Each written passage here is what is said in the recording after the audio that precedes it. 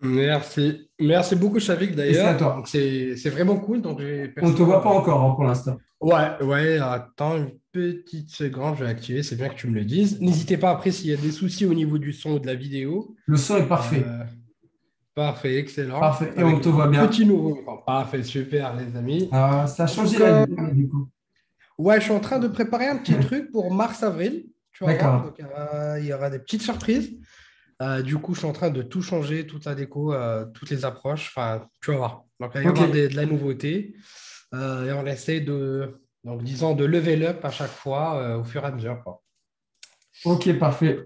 Ok, super. En tout cas, donc, ça fait plaisir. Donc, merci de ton invitation encore une fois. Donc, ça fait plaisir vraiment donc, d'assister à ton event et de présenter une petite histoire. Donc, pour changer un petit peu, donc, généralement, j'avais l'habitude de présenter, disons, principalement des talks 100% techniques, des attaques, des techniques de défense et ainsi de suite. Mais, excusez-moi, aujourd'hui, ça va changer un petit peu. Donc, on va discuter, on va essayer il y aura un petit peu de la technicité, bien sûr, mais on va essayer aussi de découvrir un bon nombre d'éléments spécifiques à l'AD. Donc, l'AD aujourd'hui est devenu, disons, un petit buzzword aussi, à son tour, malheureusement. Tout le monde commence à en parler, tout le monde l'intègre dans ses formations, et c'est devenu vraiment un sujet tendance. Donc, avant d'être un sujet tendance, c'est aussi un pilier de la sécurité des organismes aujourd'hui.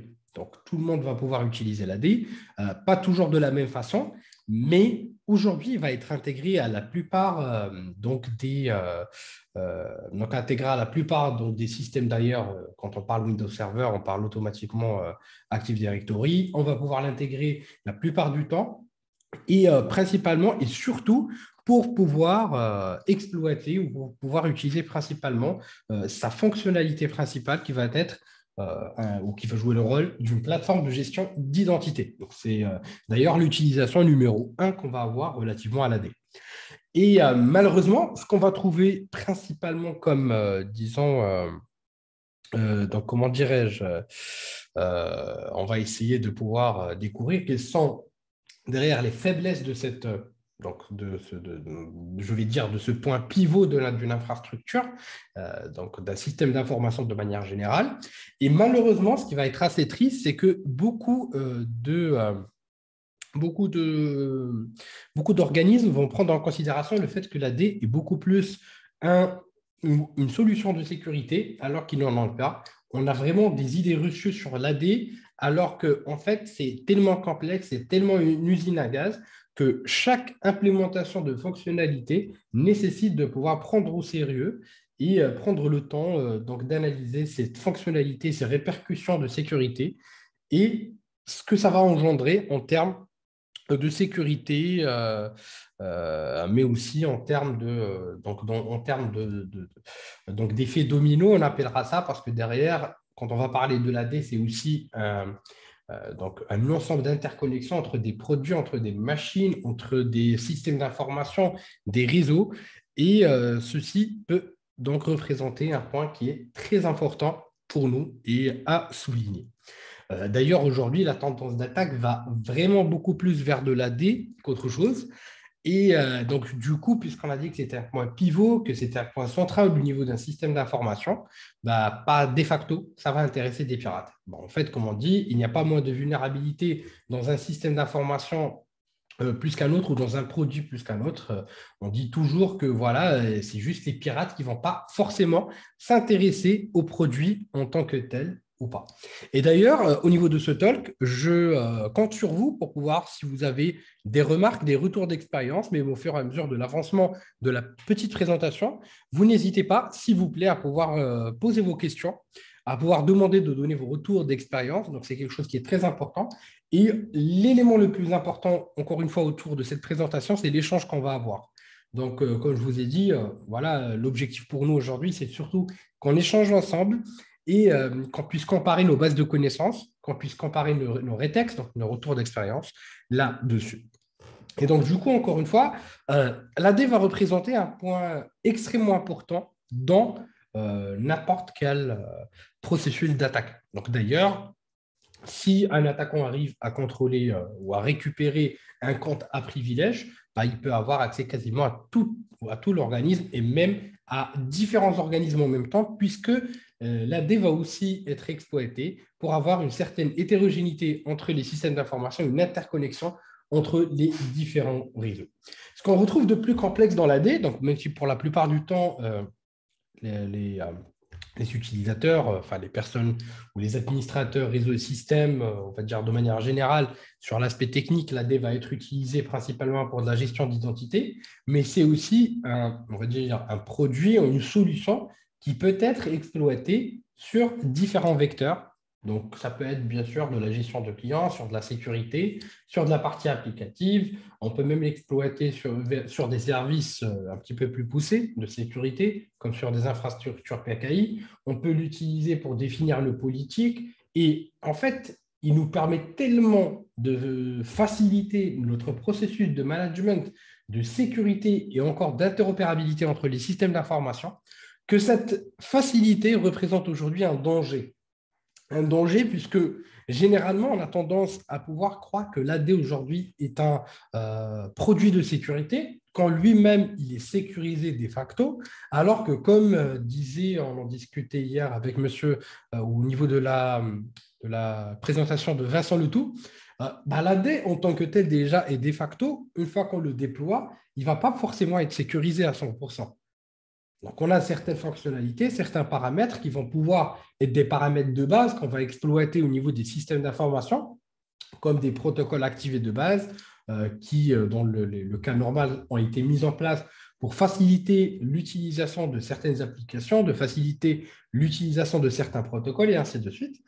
Mais derrière, donc ces fonctionnalités, ces paramètres par défaut qu'on va retrouver ne vont pas forcément représenter un atout pour la sécurité. Parce que, et généralement, je pense que les administrateurs d'entre vous vont pouvoir être d'accord avec cette réflexion, mais généralement, on a un choix entre la sécurité et la flexibilité. Et malheureusement, la plupart du temps, on va beaucoup plus opter vers la flexibilité, la facilité plutôt, donc, que la sécurité.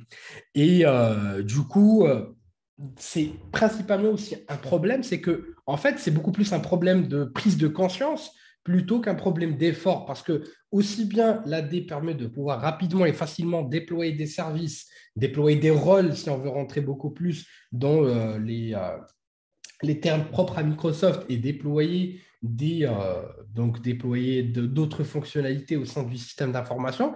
La sécurité aussi, et de manière assez fascinante, assez simple à appliquer. Les mesures de sécurité aussi sont présentes. Il suffit de pouvoir les exploiter, de les étudier et de les appliquer. Mais certes, avant de pouvoir le faire, il faut prendre conscience qu'aujourd'hui, l'AD représente un vecteur d'attaque de prédilection de quasiment tout type d'attaquant, quel qu'il soit.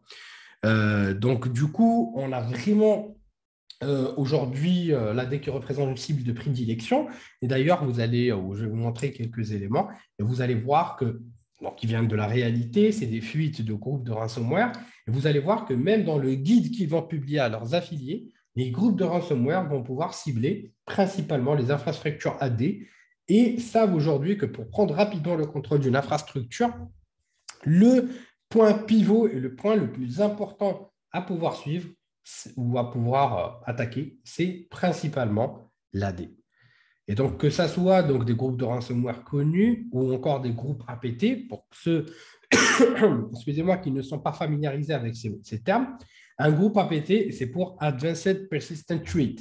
C'est un groupe en fait d'attaquants qui va être hautement compétent, qui va pouvoir avoir aussi derrière du financement généralement d'un État ou d'une institution derrière. Donc, il y a une idéologie politique principalement derrière, mais pas toujours, attention, parce que même dans l'affiliation des attaques à ce type de groupe APT, parce que pour chaque groupe APT, on va essayer de pouvoir lui affilier donc tout simplement une structure ou donc un pays, on va leur affilier aussi donc un organisme derrière.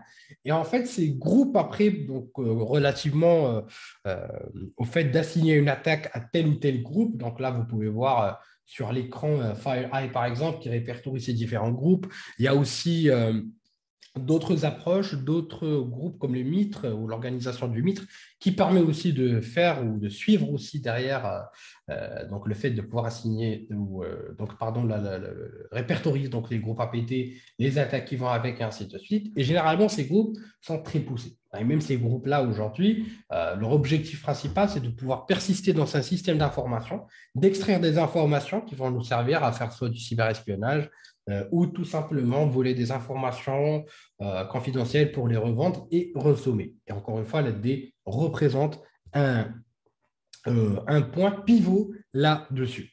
Donc, personnellement, j'étais beaucoup plus axé vers la partie offensive. Donc, à travers le temps, pour ceux qui ont suivi un petit peu mes présentations pendant les dernières années, j'étais beaucoup quelqu'un qui pensait beaucoup plus offensive qu'autre chose.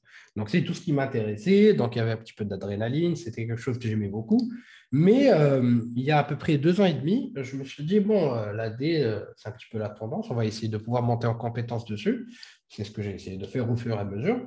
Et au fur et à mesure que je montais en compétence et que je découvrais de nouvelles attaques, en fait, j'ai compris que les attaques, c'est extrêmement simple, dans certains cas, à pouvoir mettre en place, pour 90% d'entre elles.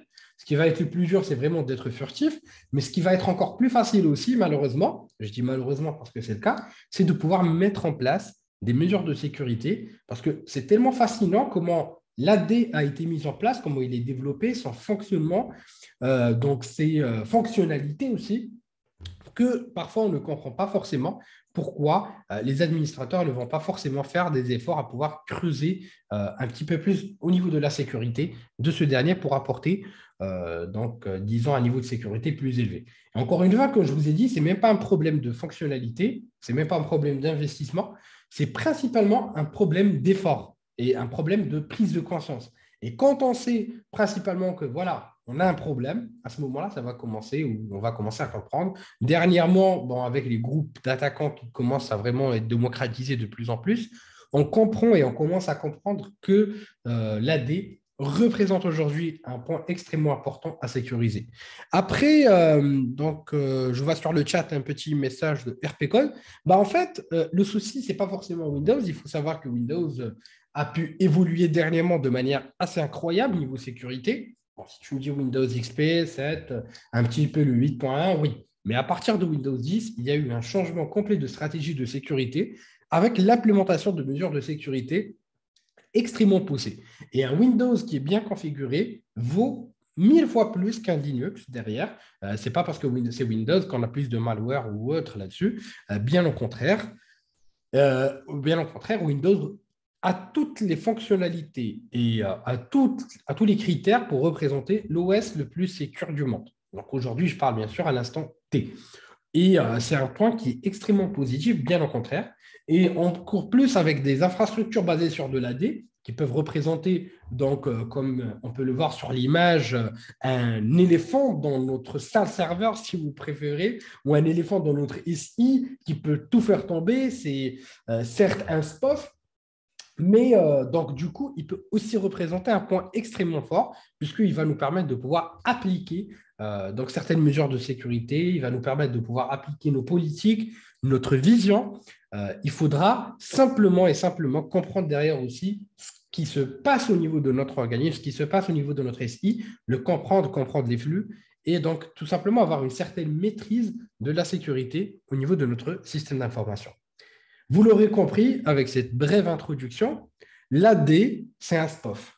Donc, SPOF, pour ceux qui, donc, comme je vous ai dit, c'est une présentation où je vais essayer d'être le plus simple possible, où je vais essayer de présenter les choses vraiment pour tout le monde. Et on va sortir un petit peu de la technicité à 100%. D'ailleurs, pour ceux qui s'intéressent à ça, j'avais fait plusieurs webinaires, il y a toujours les replays sur YouTube, où on a traité chaque catégorie d'attaque sur de l'AD avec les méthodologies de détection et de contre-mesure pour pouvoir se sécuriser face à chaque type d'attaque. Donc, comme vous l'avez compris, l'AD, c'est un SPOF. SPOF, c'est pour Single Point of Failure. C'est-à-dire que si jamais notre AD tombe, c'est toute l'infrastructure qui tombe. Ça ne veut pas dire forcément qu'on doit avoir peur de l'AD ou se dire, voilà, au niveau de mon organisme, j'ai la porte grande ouverte à des pirates, à des hackers et ainsi de suite. Mais bien au contraire, il faut le prendre positivement et se dire, voilà, J'ai donc un pilier en même temps de sécurité donc, au niveau de mon organisme. Qui dit pilier, bah, le pilier il peut s'effondrer bien sûr. Et qu'est-ce qu'on fait un pilier pour qu'il ne s'effondre pas? Bah, on va essayer de renforcer donc tout simplement les fondements donc, de ce pilier. On va essayer de le renforcer, on va essayer de rajouter une certaine force à ce dernier, on va essayer de l'aider à résister au poids des attaques. Et c'est ça qu'il faut essayer de comprendre, c'est que l'AD, aussi bien il peut représenter un vecteur d'attaque de prédilection des attaquants, mais aussi pour nous, il va représenter un moyen de prédilection de sécurité. Donc, et une fois on a compris ça, bah, les choses deviennent de plus en plus simples au niveau de notre stratégie de sécurité. Ce qu'il faut prendre en considération aussi, c'est que les attaques au niveau de l'AD, ce n'est pas forcément ce qui manque. Il y a tellement d'attaques aujourd'hui, tellement de possibilités, tellement de vecteurs d'attaque qu'on va pouvoir relever que voilà, on s'en perd un petit peu. Parce qu'on peut voir un petit peu dans une petite analyse qui a été faite par l'entreprise Rapid7. Rapid7, c'est l'entreprise qui possède aujourd'hui le framework Metasploit, qui sont très connus aussi pour faire beaucoup de pen tests. Ils ont aussi une expose pour l'analyse et ainsi de suite. Et comment dirais-je donc, ces derniers ont relevé aussi les différentes vulnérabilités qu'on peut retrouver au niveau de l'AD. Donc, les vulnérabilités donc Windows, y compris dans Active Directory, donc, qui peuvent être exploitées par des attaquants. Donc là, c'est une analyse qui a été faite, si je ne me dis pas de bêtises, sur la base de 1800 pentests qui ont été faits. Et donc, du coup, on va remarquer, en fait, tout simplement que la plupart des attaques qui ont été détectées par ces groupes, en fait, représentent simplement des attaques qui vont toucher à des protocoles, donc historiques, donc c'est des protocoles qui sont présents depuis des années, qui ne peuvent pas forcément être durcis ni sécurisés, parce que c'est comme ça que ça fonctionne. C'est-à-dire que derrière, c'est même pas une vulnérabilité, c'est tout ça, enfin, vulnérabilité dans le sens exploitation du terme, mais c'est, disons, une fonctionnalité. Donc, c'est comme ça que les grands groupes, d'ailleurs, aiment l'appeler.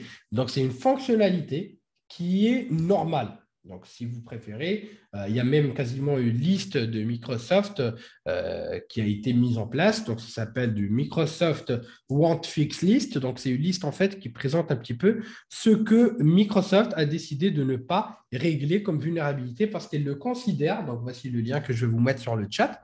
Et en fait, elle a considéré derrière que c'est des fonctionnalités ou c'est des problèmes donc tout simplement liés principalement à des erreurs donc de conception. Et qui dit régler ce type de vulnérabilité, bah, ça va dire donc principalement, ça va être relatif principalement à refaire quasiment tout le système et va refaire en fait toute la logique derrière de l'AD. Donc, il y a beaucoup de cas comme ceci. Donc, et pour pouvoir pallier à ce type de problème, bah, en fait, il suffit de pouvoir passer outre cette fonctionnalité et donc de désactiver des protocoles comme de l'LMNR, comme du SMB, donc surtout en termes de versionning.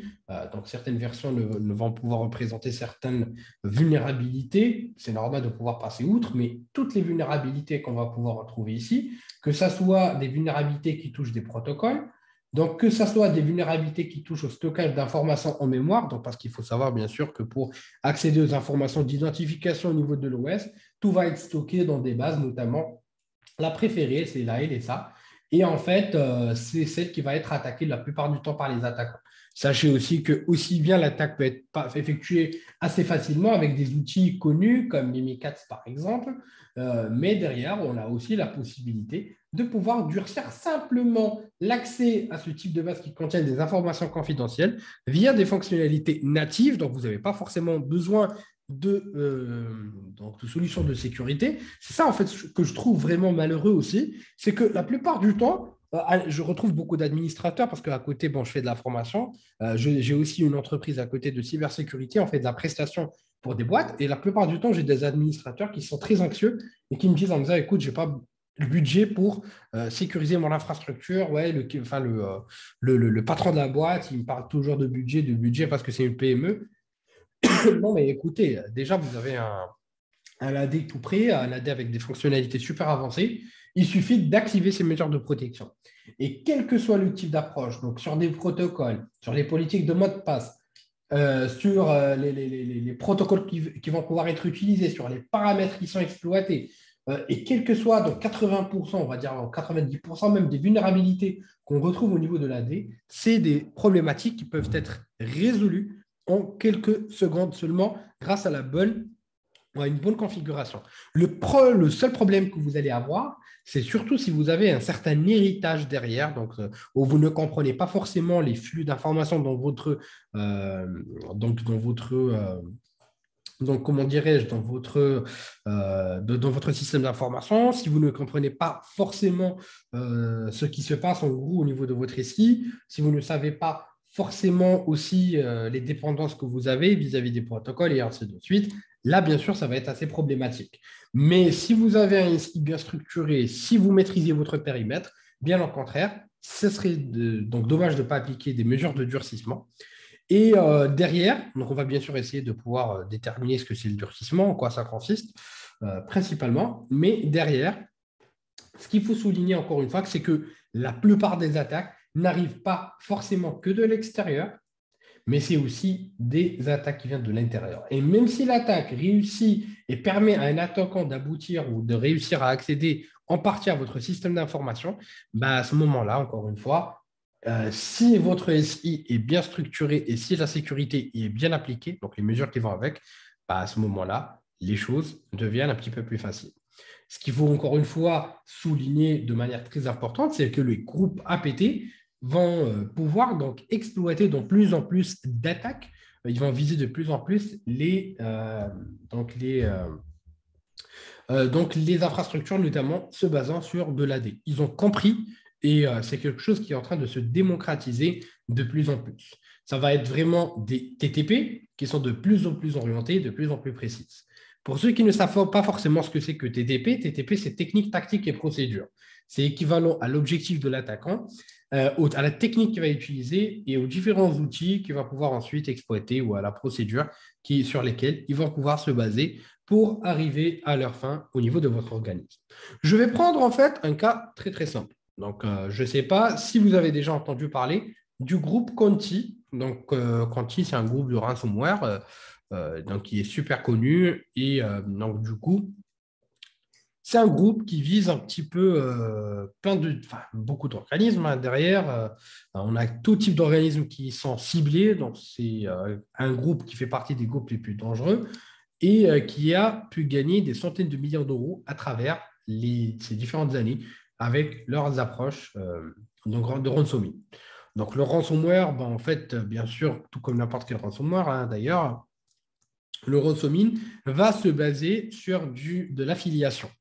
Donc, quand quelqu'un va arriver derrière, il va nous dire, ouais, bonjour, on va arriver, on va avoir quelqu'un qui va dire, ouais, bonjour, ce qu'on va faire en fait aujourd'hui, c'est j'ai besoin de votre ransomware pour attaquer mon entreprise. Bah, en fait, tout simplement, ce qui va se passer, c'est qu'on va lui donner l'accès à ou l'attaquant va lui donner un accès au ransomware derrière. Donc, c'est ce qu'on appelle du ransomware as a service et va lui donner des documents pour lui permettre ou de l'aider à comprendre ce qu'il va faire principalement. C'est ce que vous allez pouvoir retrouver la plupart du temps. Et en fait, il y a eu une fuite relativement à ce groupe Conti.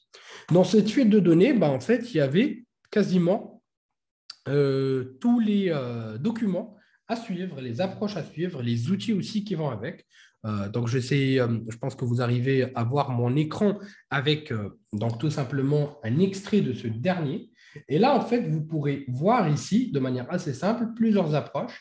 Donc là, on a certains manuels à suivre. Donc avant d'y arriver, on va prendre un exemple très simple en suivant donc, un outil d'attaque, ce qu'on appelle un framework C2, et d'émulation adverse, donc qui permet vraiment d'émuler une activité malicieuse. On va prendre une approche très simple qui est celle de Combat Strike. Donc ça, c'est le manuel vraiment qui est distribué. Donc derrière, c'est du russe, comme vous pouvez le voir. Et comme vous pouvez le voir au niveau du manuel, bah, en fait, la première des choses que les attaquants sur lesquels ils vont vraiment se baser, bah, c'est de l'AD. Donc d'ailleurs, il y a toute la procédure, toute l'attaque à suivre pour pouvoir aller chercher ces différentes informations, comment craquer les mots de passe, faire du password spraying, comment exploiter des vulnérabilités, et ainsi de suite. Donc tout ça, bien sûr, va concerner l'AD principalement et malheureusement aussi, bien sûr. Donc là, vous retrouvez bien sûr toute la procédure, toute l'attaque, et mais aussi d'autres manuels derrière pour récupérer les utilisateurs présents dans un AD, mais aussi pour pouvoir dumper la base NTDS, qui est en fait tout simplement l'identité du contrôleur de domaine, donc il contient toutes les informations derrière, comme vous pouvez le voir. Donc il y a quasiment où toutes les approches vont s'orienter vers de l'AD. Donc vous comprenez qu'à ce moment-là, je me suis dit, ouais, mais c'est chaud. Donc on est vraiment dans une situation assez dangereuse où tout le monde essaie d'attaquer. Ouais, c'est bien d'attaquer, c'est facile, mais qu'en est-il de la défense? C'est ça la question qu'il faut se poser. Et est-ce aussi simple d'attaquer que de défendre? Et personnellement, c'est là où j'ai découvert le concept de durcissement et j'ai essayé de pouvoir d'aller un petit peu plus en profondeur dessus. Et quand on va pouvoir le traiter, vous allez voir que c'est même quelque chose d'extrêmement simple à mettre en place. C'est quelque chose aussi qu'on va discuter de manière un petit peu, enfin, on va dire pas plus forcément plus approfondie, puisque vraiment c'est du use case, c'est du cas par cas. Et ça dépend de ce que vous avez. Mais avec cette évolution fulgurante, bah, bien sûr, il y a certaines mesures de base à appliquer qu'on va pouvoir découvrir ensemble assez rapidement, que vous pouvez, bon, en une heure, on ne peut pas vraiment aller de manière très, très approfondie dessus, mais voilà, on va essayer de discuter ensemble et n'hésitez pas, bien sûr, ce qui m'intéresse encore une fois le plus, c'est l'échange qu'on va avoir ensemble et n'hésitez pas, au fur et à mesure, si vous avez des questions ou autres, hein, à pouvoir me les poser directement sur le chat. Je vais pouvoir y répondre au fur et à mesure, mais aussi dans le cas où il y a nécessité, bah, vous pouvez aussi interagir avec nous directement en vous donnant accès au micro.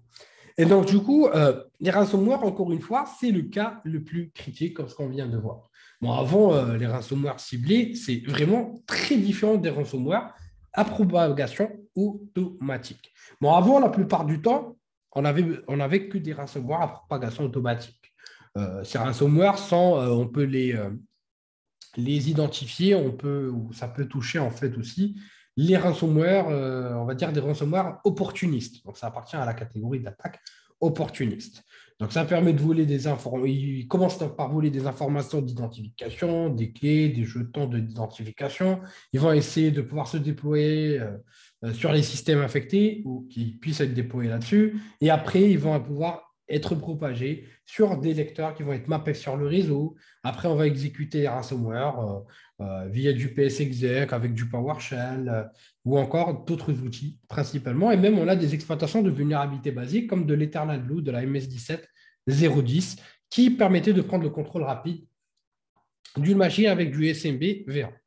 Après, là, c'est évolué un petit peu plus. Vu que tout le monde a vu aujourd'hui que voilà, les ransomware, ça apportait de l'argent. Vous avez compris, c'est quand même une motivation.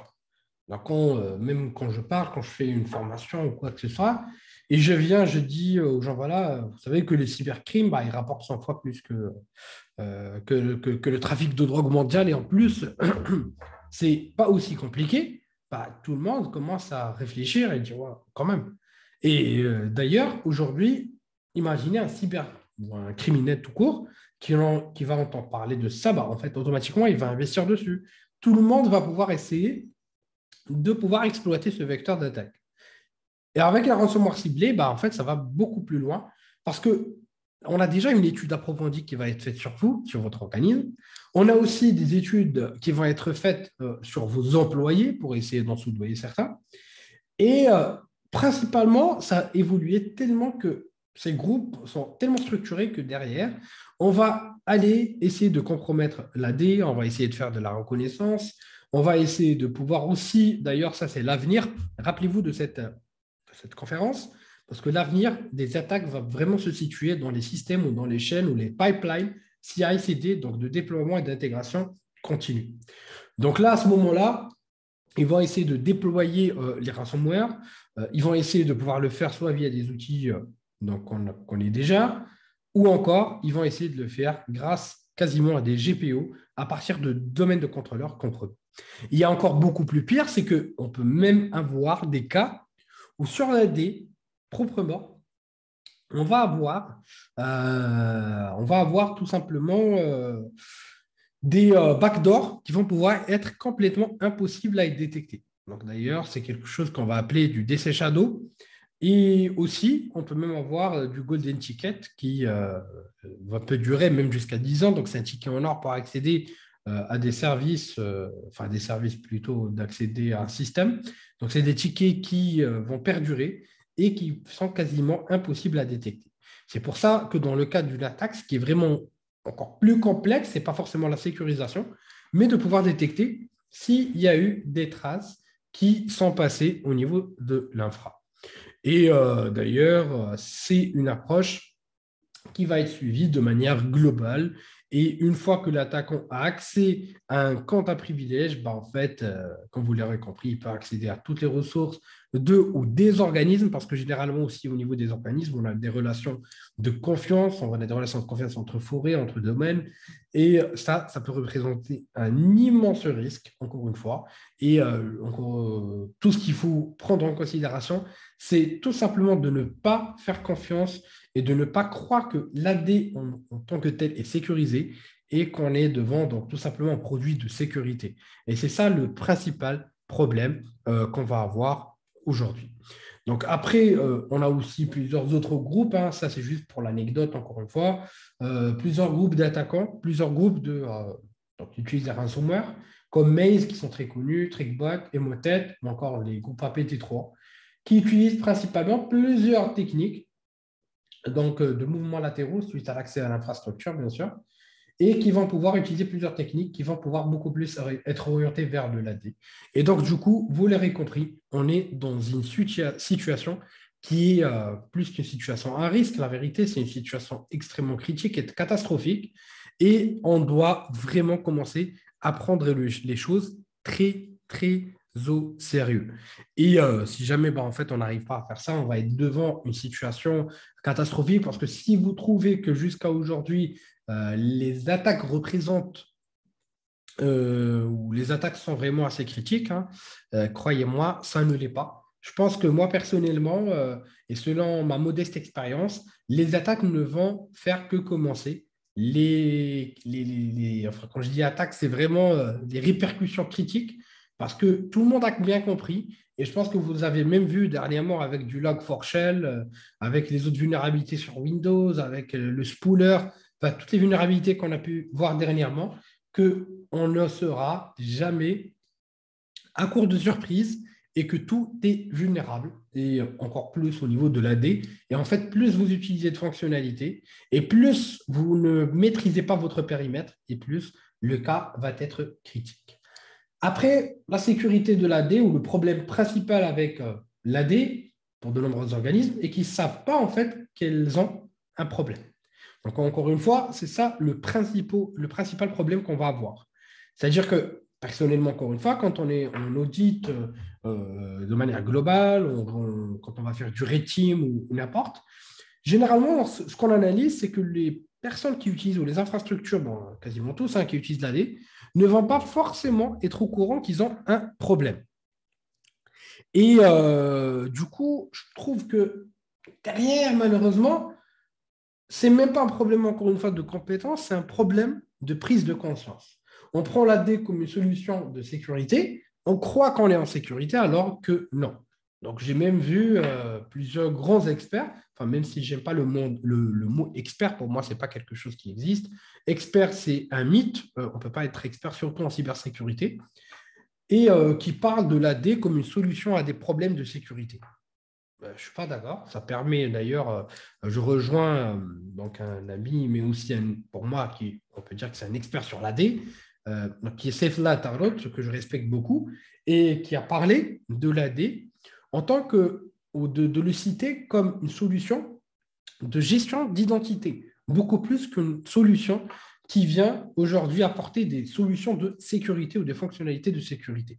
Certes, on en a beaucoup, mais pour moi, ce n'est même pas de la sécurité pour sécuriser l'infrastructure, pas forcément, mais c'est pour surtout appliquer des mesures de sécurité ou durcir des mesures de sécurité pour pouvoir sécuriser donc la stack principalement système d'exploitation, donc la stack la plus basique qu'on va avoir au niveau de la sécurisation de nos infras.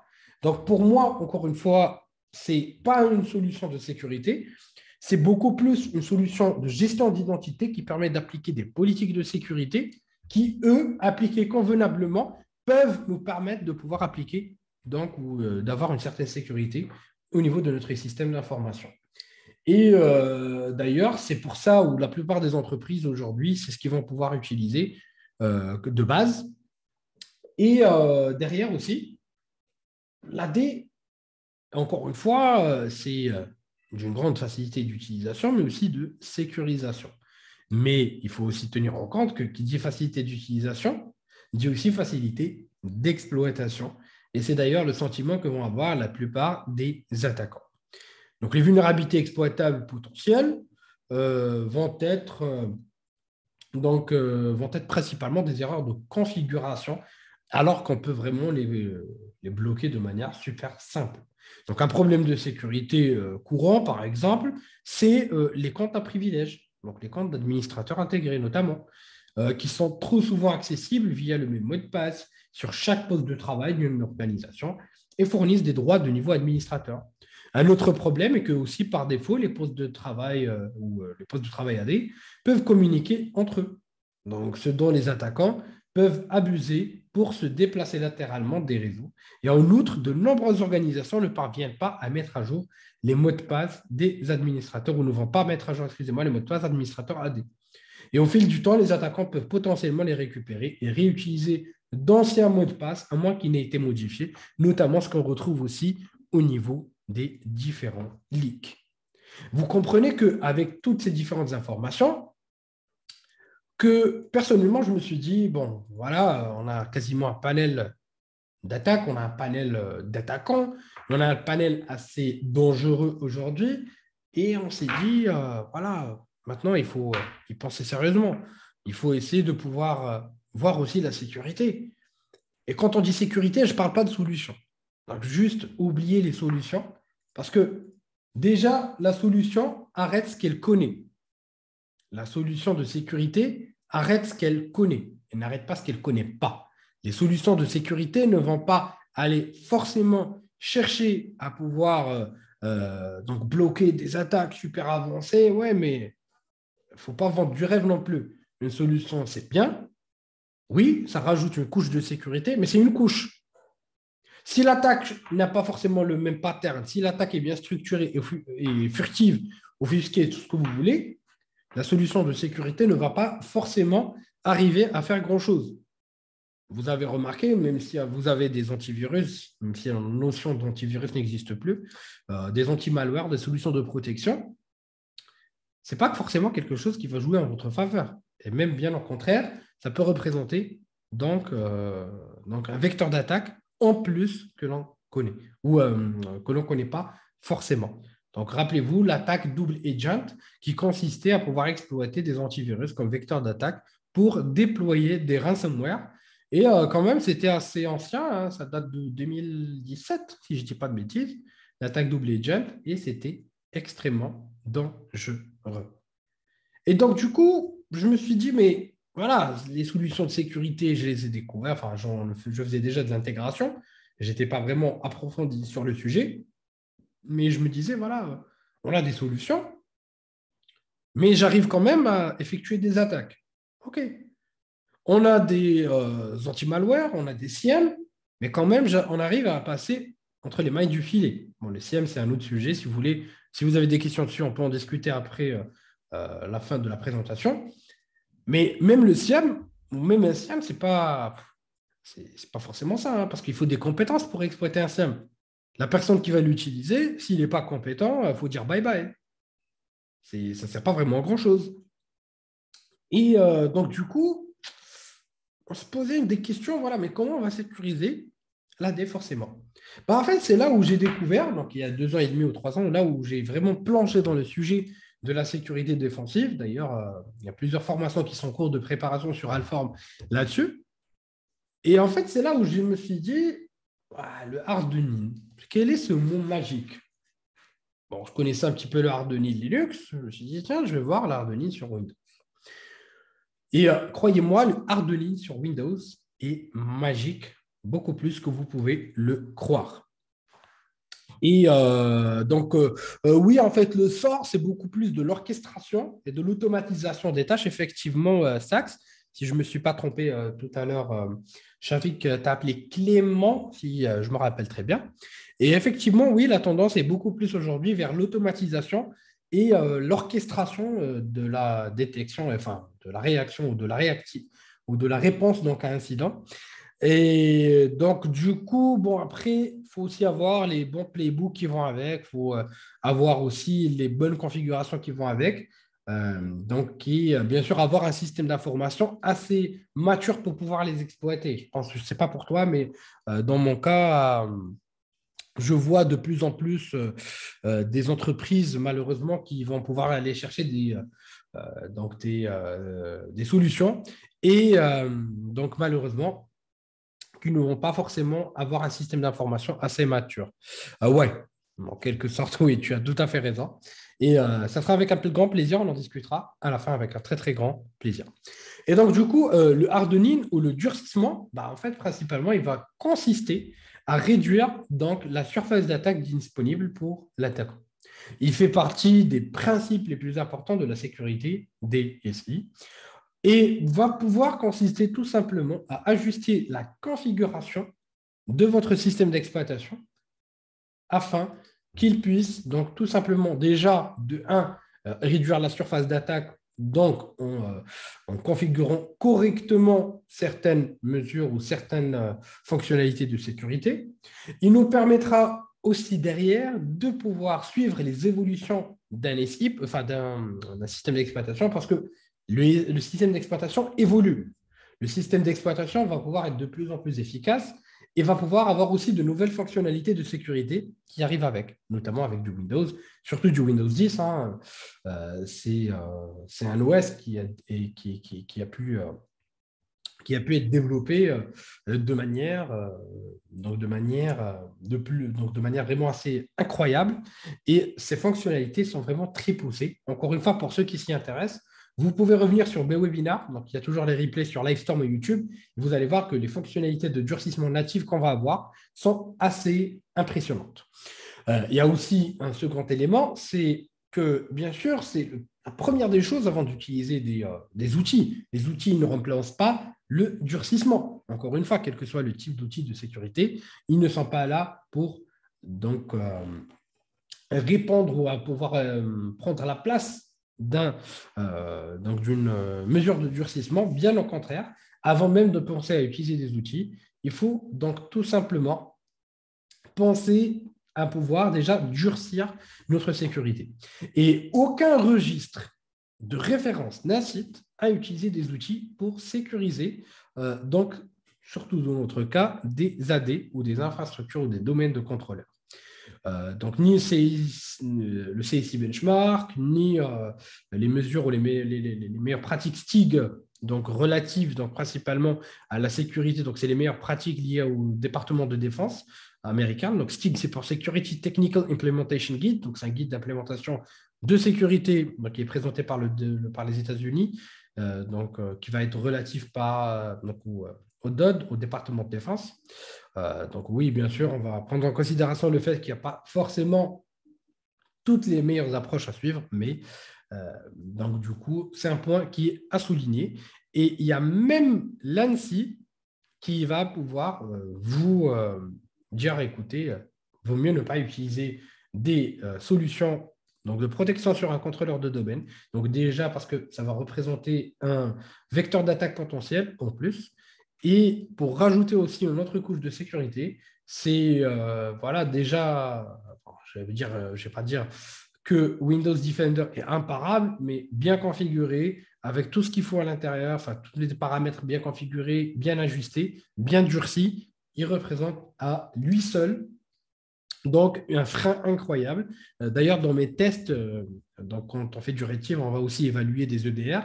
Et quand on a pu évaluer de l'autre côté un bon nombre d'EDR, on a pu comprendre et on a pu voir que aujourd'hui, malheureusement, les EDR, ce n'est pas toujours intéressant.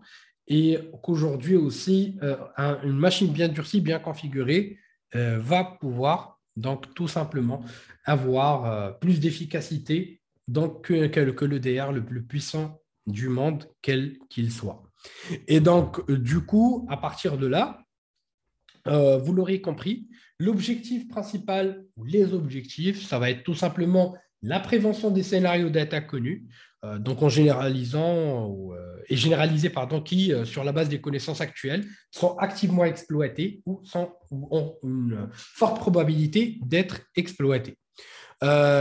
Ensuite, il y a aussi d'autres approches complémentaires, bien sûr, à ce moment-là, que vous pouvez suivre comme de l'adversary emulation, où vous allez vraiment essayer d'aller vers la tendance des attaques et de simuler vraiment des attaques, donc des attaques selon les modes opératoires des groupes APT les plus communs. Et là, encore une fois, ça peut représenter un élément assez intéressant. Ensuite, vous avez aussi la réduction de la surface d'attaque. Et là, en fait, vu que vous allez désactiver les différentes fonctions et composants obsolètes, inutiles et vulnérables, en fait, là, automatiquement, vous réduisez votre surface d'attaque. En améliorant aussi la protection des données. Donc là, si vous désactivez, bien sûr, les fonctions et composants qui reposent notamment sur des services cloud ou encore des services ou des protocoles non sécurisés, en fait, si tout simplement vous aimez votre vie privée, en fait, là, vous allez aussi pouvoir améliorer la protection de vos données. Donc là, j'ai oublié, j'ai mis 2 petites fois. Je vais juste enlever ça comme ça. Voilà, vous n'avez pas de trucs là. Voilà, parfait. La troisième des choses, c'est ça permet de pouvoir, ou la quatrième des choses, ça permet de pouvoir tout simplement minimiser les décisions clés en matière de sécurité et de confidentialité, en évitant donc autant de possible les différentes communications inutiles. Et voilà, donc du coup, on va aussi essayer d'appliquer des paramètres par défaut raisonnables, surtout en termes de privilèges, parce que ça reste le problème numéro un, pour empêcher donc les modifications par l'utilisateur aujourd'hui. Et donc, du coup, à partir de là, en fait, on a plusieurs approches qu'on peut suivre. Donc, la première, et moi, en fait, la vérité, selon ma modeste expérience, ce que je vous invite à faire, encore une fois, c'est toujours d'effectuer donc des audits au préalable avant de penser à durcir votre infrastructure. Donc, des audits de votre infrastructure AD. Quand je dis audit, un audit, quand je m'exprime sur l'audit, il peut contenir un test d'intrusion, il peut contenir des exercices de Red Team, donc, et même pourquoi pas aller jusqu'à une approche de Purple Teaming où il y aura une certaine collaboration entre les équipes attaquantes et les équipes qui défendent pour avoir donc une approche proactive relativement au durcissement de votre infrastructure, surtout qu'un exercice Red Team peut aller jusqu'à une durée de 6 mois à un an. Donc, du coup, vous pouvez vraiment faire beaucoup de choses dessus. Mais avant de vraiment durcir, il faut déjà, bien sûr, comprendre votre infrastructure, comprendre ce qu'il y a à l'intérieur, comprendre comment on va pouvoir donc durcir cette dernière. Et derrière, bien sûr, il faudra relever les différentes informations les plus importantes. Donc derrière, vous pouvez utiliser des outils qui sont déjà à votre service. Sinon, vous avez plusieurs checklists qui sont des vecteurs de compromission à durcir, comme des protocoles, comme les systèmes d'exploitation, les permissions de manière globale, les relations de confiance entre les domaines et forêts, les différents groupes, les permissions, les comptes de service, donc qui représentent aussi derrière un immense risque, vu qu'ils ont la plupart du temps des privilèges élevés et des mots de passe pas forcément durs. Pas de compte service machine, bien sûr, mais on parle des comptes service que les utilisateurs ont créés. Les protocoles comme les délégations Kerberos ou encore le stockage des mots de passe et les processus de backup et de réplication que vous allez pouvoir mettre en place. Après, vous avez aussi d'autres outils qui vous permettront d'identifier les différentes problématiques de sécurité éventuelles que vous pouvez avoir. Il y a aussi différentes directives comme la CIS Benchmark, qui est pas mal du tout. Il y a aussi le guide de l'ANSSI, qui est vraiment pas mal du tout, la vérité. Donc, c'était vraiment assez impressionnant. Il y a le Microsoft Baseline Security for Windows Servers à suivre aussi, ou encore le Dod Stick pour Windows Server. Donc, après, donc juste à titre indicatif, je tiens à souligner un point qui est très, très important, c'est que quand on va parler de directives, ça ne voudra pas dire que vous allez ou vous avez l'obligation de pouvoir appliquer tout ça de manière assez aveugle dans votre infrastructure. Donc, quand on va prendre par exemple le guide de l'ANSSI, donc c'est un guide vraiment qui est très complet. qui est vraiment très puissant. Mais derrière, parfois, vous pourrez avoir des contraintes métiers ou d'autres contraintes dans votre infrastructure, surtout des contraintes qui peuvent apparaître donc en post-durcissement. Donc ça aussi, il faut vraiment s'y attendre dans le processus de durcissement, c'est que vous pouvez vraiment avoir des problèmes qui vont apparaître à la fin et non pas forcément que vous allez maîtriser. Et donc, du coup, il faut étudier le guide que vous allez suivre, il faut étudier ce que vous allez pouvoir mettre en place. Et donc, tout simplement, donc avant de pouvoir mettre en place tout ça, et c'est ce qui va vous permettre vraiment de pouvoir être assez efficient, parce que c'est bien de pouvoir sécuriser, essayer d'avoir une sécurité qui tend vers les 90%, jamais vers les 100%. Je pense que là, tout le monde est bien d'accord là-dessus. Mais vous devez aussi penser à pouvoir réfléchir à mettre en place donc, quelque chose qui vous va et quelque chose qui marche selon votre contexte. C'est comme l'application d'une norme de sécurité. Si on prend par exemple l'ISO 27001 ou si on prend d'autres normes de sécurité, bah, il n'y a aucune entreprise qui va les appliquer à l'aveuglette, mais on va plutôt essayer d'adapter et de nous adapter à la situation et à la sécurité de notre infrastructure ou à la situation pardon, de notre infrastructure et ce qui va être le plus important derrière. Après, bien sûr, il y a tellement de possibilités, tellement d'approches qu'on peut effectuer. Et donc, du coup, on arrive rapidement à la fin de cette présentation. Comme je vous ai dit au début, c'est une présentation que je tenais à partager avec vous mon avis vis-à-vis du durcissement AD, mon avis aussi ou mon expérience là-dessus. Et pourquoi est-ce vraiment très, très important de le sécuriser avec vraiment une vision assez claire du sujet et de comprendre aussi qu'on est dans une course contre la montre. On est en train d'essayer de sécuriser nos infrastructures, mais il y a aussi des attaquants qui vont pouvoir essayer d'éviter, disons, d'essayer de trouver des vulnérabilités, d'essayer de trouver des nouvelles aussi techniques d'exploitation qui peuvent donc malheureusement représenter des risques pour nous, puisque les attaquants aujourd'hui, malheureusement, sont beaucoup plus rapides que des équipes qui vont forcément trouver des solutions et défendre. C'est toute la philosophie. On ne peut pas défendre quelque chose que l'on ne connaît pas forcément, et c'est pour ça que la meilleure défense, c'est l'attaque. Pour découvrir des modes opératoires de défense qui marchent, en fait, il faut développer des attaques et être beaucoup plus rapide là-dessus. J'espère en tout cas que c'était assez intéressant, que voilà, ça vous a apporté une petite plus-value là-dessus et voilà que ça vous a été intéressant. N'hésitez pas après si vous avez des questions au niveau du chat, ça sera avec un très grand plaisir. Ou si vous souhaitez qu'on discute d'un sujet particulier dans le cadre du temps, du temps, Tout à fait. comment dirais-je, voilà, octroyé. Donc je te laisse. Ouais, merci beaucoup, Hamza, Merci à toi. cette belle présentation, pour cette belle histoire. Euh, et effectivement, donc, les micros peuvent être ouverts, que ce soit Clément, Seb, si vous voulez réagir, rajouter, c'est avec plaisir, partager, échanger avec Hamza. N'hésitez pas, je crois que je vous ai donné la possibilité d'activer le micro. Brian également, Marianne Chabin qui est avec nous toujours. Pareil, hein, si vous voulez réagir sur cette histoire d'amour de Hamza et le hardening Active Directory, n'hésitez pas. On a encore un peu de temps, donc il n'y a aucun souci.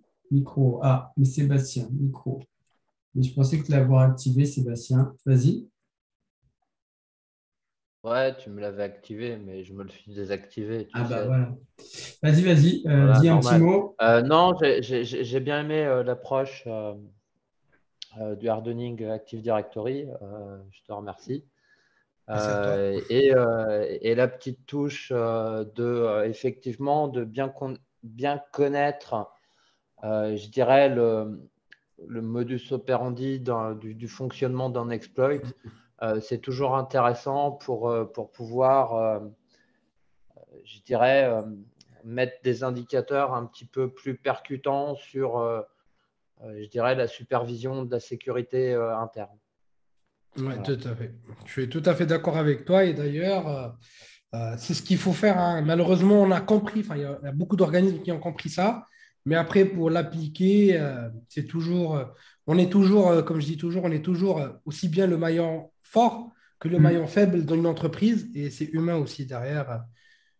Je trouve qu'il y a aussi la partie humaine, c'est pas forcément la compétence, mais c'est aussi la psychologie humaine de pouvoir vraiment suivre les choses et de les appliquer, c'est pas toujours évident la vérité. Ouais. Euh, Seb, bah, tu gardes le micro actif et tu réagis sans problème. Je vais poser la question de Marc, là, qui nous fait plaisir de suivre toutes les confs là, depuis ce matin. Qui pose une Super. Bah, question. c'était Ouais. intéressant les confs depuis le début. La Oui. vérité, c'est super intéressant et tout le monde ici, voilà, l'interaction, tout le monde est sympa, enfin, tout est parfait. La question de Marc, là, qu'apporte de Voilà, plus Marc, de Azure dans la plus sur sécurisation de l'AD? direction. Alors, qu'apporte-t-il en termes, en termes de sécurité, en termes de problèmes? Alors, donc, oui, il apporte des petites mesures de sécurité. Donc, c'est d'ailleurs un sujet qu'on va essayer de traiter de manière plus approfondie. Donc, il y a plusieurs fonctionnalités de sécurité qu'on va avoir. Donc, bon, déporter ces informations au niveau du cloud. Disons que, donc, comment dirais-je, au niveau du cloud, c'est pas toujours, enfin, c'est pas toujours une mauvaise idée et c'est pas toujours une bonne idée. Ça dépend de votre besoin. Et moi, je ne suis pas de ceux qui vont dire, voilà, cette solution est meilleure que l'autre, ou cette approche est meilleure que l'autre. On fait de la sécurité, oui, mais, mais derrière aussi, on est là au service d'une entreprise. Hmm. On est là au service d'une organisation et une entreprise, elle doit gagner de l'argent. Il faut être pragmatique là-dessus. Et plus on va appliquer des mesures de sécurité, plus on va ralentir cette approche-là.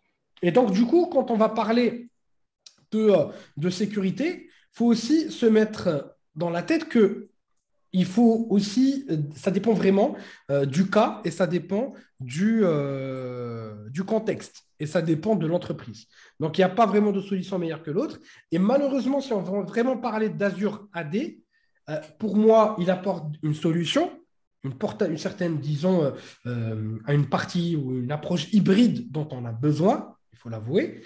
Mais l'Azure AD apporte aussi une vague de problématiques et donc, comment dirais-je, de problématiques de sécurité, que ce soit des problématiques nouvelles ou encore des problématiques héritées.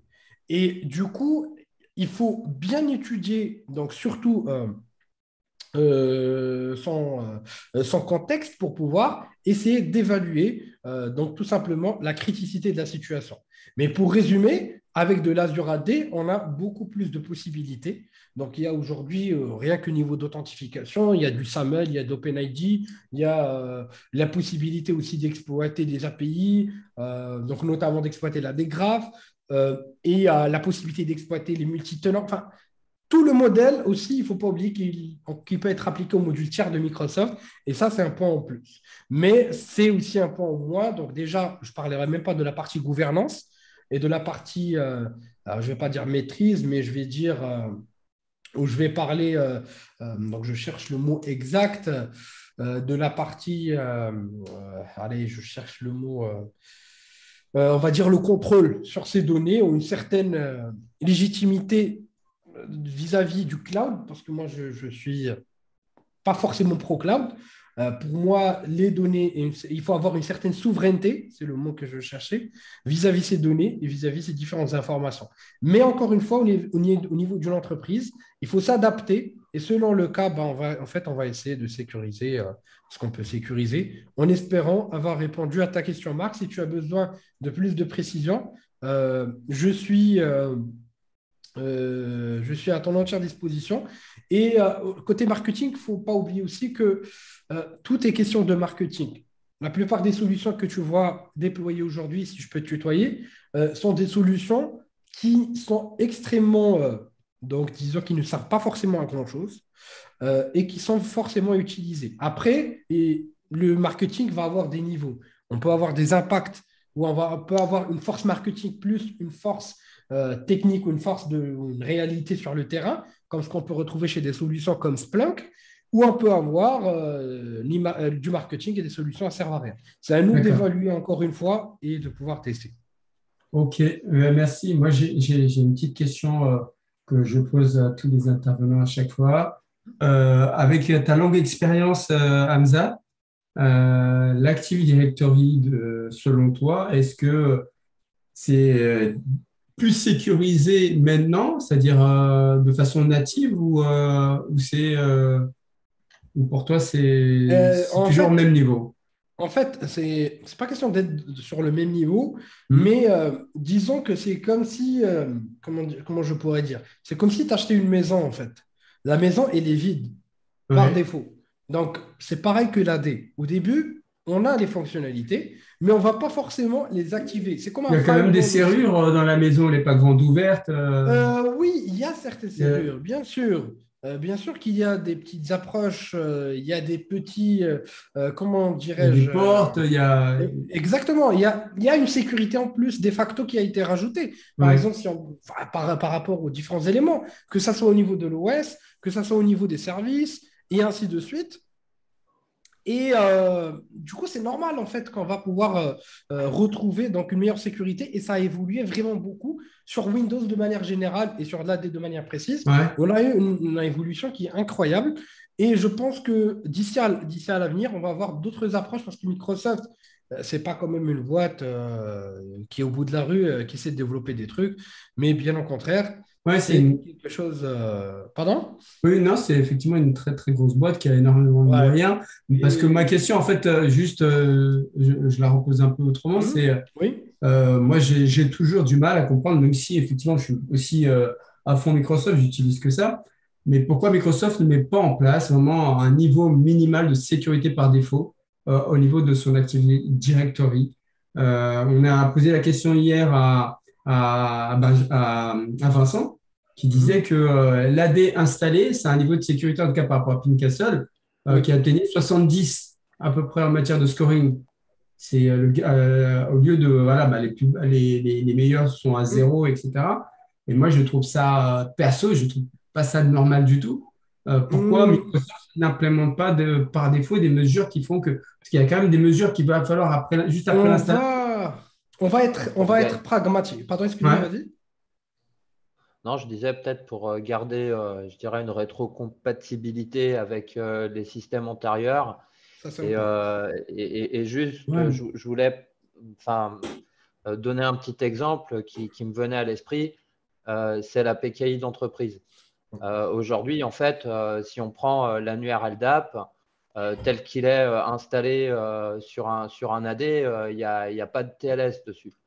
Donc tout ça, il faut le construire. Et tout ça, il faut le maîtriser. Enfin, une infra PKI, en fait, encore aujourd'hui, j'en vois pas beaucoup dans les entreprises. Et ça fait partie des sujets de discussion que j'ai avec des grands groupes, hein, des clients chez nous. Et, euh, et en fait, c'est vrai que j'incite je dirais, à utiliser en fait cette technologie ou la déployer à minima pour pouvoir apporter cette couche de sécurité supplémentaire, de protection Ouais. de l'annuaire. Ouais, ouais, je te rejoins sur la rétrocompatibilité. Mais à nouveau, là, je prends juste l'exemple 2019. 2019, normalement, est censé ne pas être compatible avec les anciens systèmes. Pourquoi on a encore justement cette compatibilité avec des systèmes vieillissants qui sont obsolètes, qui sont plus supportés? Pour quelles raisons j'ai du Le mal, moi, business. perso? Le business. Le Oui, business. C'est tout simplement question de business. d'accord. On peut pas vendre un produit qui ne marche pas avec son infrastructure. Vous imaginez demain, vous arrivez, vous voulez vendre une nouvelle licence ou quoi que ce soit, bah, Hmm, vous dites à la personne, il faut que tu reconstruises tout ton IC, il faut que tu tes anciens serveurs à la poubelle. Ça, le coût, c'est tout est question de budget et tout est question d'argent. Donc, d'accord. c'est-à-dire c'est à toi d'adapter. Et pour moi, aussi, ce qui va être aussi, enfin, c'est pas quelque chose qui va plaire forcément à tout le monde comme remarque, mais la sécurité, c'est aussi bien une affaire du constructeur ou de l'éditeur, mais Ouais, c'est aussi notre responsabilité de savoir ce qu'on va activer, de ce qu'on ne va pas désactiver, parce qu'on a besoin, comme a dit d'ailleurs, si je me rappelle bien, c'était Clément, si je ne dis pas de bêtises, ah, oui, Clément, oui. et il y a quand même un besoin aujourd'hui, donc pas un besoin, mais disons On a tellement de systèmes, tellement de fonctionnalités, tellement, on va dire, on a tellement de types, tellement de protocoles, tellement d'éléments que si on applique des mesures de sécurité de facto, on risque donc tout simplement de faire bugger ou de cracher une prod. Et ça, on ne peut pas se permettre de perdre de l'argent, c'est l'image de l'entreprise et c'est tout à fait normal. Et c'est bien aussi de pouvoir laisser à l'administrateur le choix Ouais, d'appliquer ou non des mesures de sécurité parce qu'on a toujours dans la balance la sécurité et la flexibilité et les fonctionnalités. Et d'accord. donc, du coup, automatiquement, bah, comme on l'a dit tout à l'heure, bah, il y a de l'argent aussi derrière qu'il ne faut pas oublier pour que même la cybersécurité survive. Bah, c'est du R&D et qui dit R&D dit de l'argent et il faut avoir de la sécurité, mais aussi il faut lâcher de temps en temps euh, comment dire, du fil pour pouvoir aussi réussir à aussi bien identifier les problématiques Ok. ou encore voilà, faire fonctionner certaines fonctionnalités, système d'information, même si ça paraît obsolète, mais on va encore une fois essayer de durcir et de rajouter Ouais, une je, sécurité. je partage et je comprends. Ben, je comprends. Je comprends pas, mais j'accepte effectivement, vos suggestions par rapport à ça. On va passer sur, effectivement, moi, si j'avais une question qui rejoint celle de Clément, sur le tiers modèle. Moi, ma question, en fait, sur le tiers modèle, c'est effectivement Ouais. qu'il y a une très, très bonne pratique. Pourquoi elle n'est pas mise en place par défaut en matière de conception d'architecture dès le départ, en fait, de l'AD? Et la question de Clément, c'est, donc la remarque, en tout cas, hein, c'est un retex avis sur le tiers modèle. Alors, donc, du coup, pour le tiers modèle, c'est un modèle qui marche, qui fonctionne. Ça Hmm. marche très, très bien et ça rejoint un petit peu toutes les stratégies que l'on connaît, toutes les philosophies. Si on prend la philosophie donc de la sécurité en profondeur ou tout type d'autres philosophies de sécurité, bah, c'est quasiment les mêmes philosophies et c'est du partitioning, en fait, ou de privilèges et du partitioning, donc de droits et privilèges qu'on va pouvoir exploiter. Alors, déjà, le modèle, il est connu depuis des années, Bah si je ne ouais. dis pas de bêtises. Et le modèle, encore une fois, il n'a connu une certaine, disons, donc un certain buzz que dernièrement. Donc, c'est là où il va commencer vraiment à prendre en considération ou à être pris en considération au sérieux. Donc, ça, c'est la première des choses.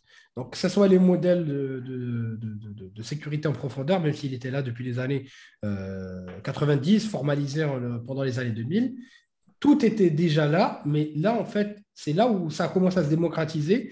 C'est là où on a eu vraiment des vagues d'attaques et on a compris que la sécurité, ça ne servait pas simplement dans des réunions à paraître plus intéressant, mais c'est un besoin critique. De l'AD, ou relativement à l'AD, ce que je peux vous dire, c'est que là, il y a aussi le problème d'historique, il y a le problème de l'historique derrière, des différentes fonctionnalités et du fonctionnement complet de l'AD, donc comment il a été construit. Et qui dit application du tiers modèle, bah, dit changement complet du fonctionnement et du moteur et du cœur de ce dernier.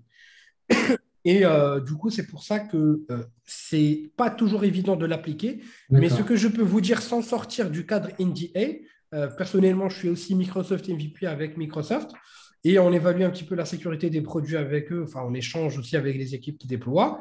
C'est que à partir de 2023, il va y avoir de grosses surprises sur l'AD, niveau sécurité, et tu vas être beaucoup plus que surpris.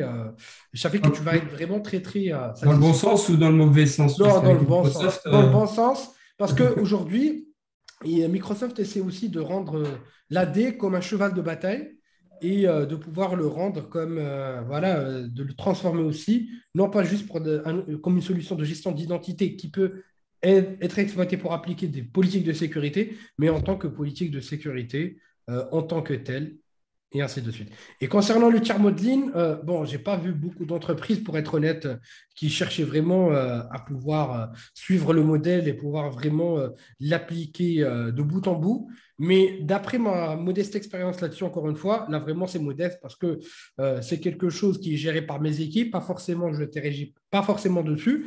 Et ce qu'on trouve toujours comme problématique, c'est vraiment chez le client de pouvoir, ou qu'il puisse déjà lui identifier ses besoins et qu'il puisse identifier les niveaux de privilèges qu'il va avoir au niveau de son entreprise. C'est-à-dire que le problème, il n'est même pas dans le modèle, il est vraiment chez le client qui n'a pas forcément une idée ou qui n'a pas forcément de visibilité. Donc, disons qu'il n'y a pas encore assez de visibilité vis-à-vis de ses besoins, vis-à-vis de comment il veut structurer sa sécurité, ni les privilèges de ses utilisateurs. Et malheureusement, c'est quelque chose qui est assez handicapant. Donc, le vrai frein, c'est chez les clients. Mais de manière globale, pour ceux qui ont réussi à adopter, à exploiter ce modèle convenablement, donc pour ceux qui ont vraiment des SI matures, on les exploite parfaitement bien, ça marche très très bien. Et surtout pour ceux qui sont passés sur du cloud et qui ont des infrastructures hybrides avec Azure, tout le monde est largement satisfait en vrai. Et du coup, bon, après, ça dépend bien sûr, je rejoins Clément sur ce qu'il a dit. C'est pas forcément complet et c'est pas forcément une solution à tout en fait.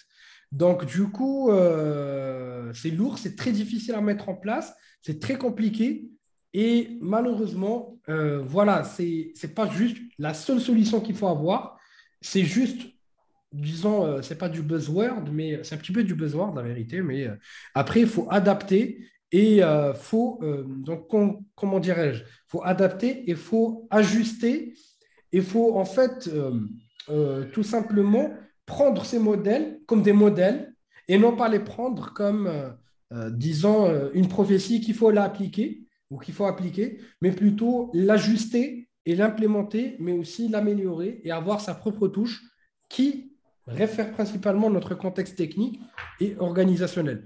Et effectivement, qui dit Retimer, hein, dit coup pas pété. Et malheureusement, ces groupes-là, bah, ils savent y faire.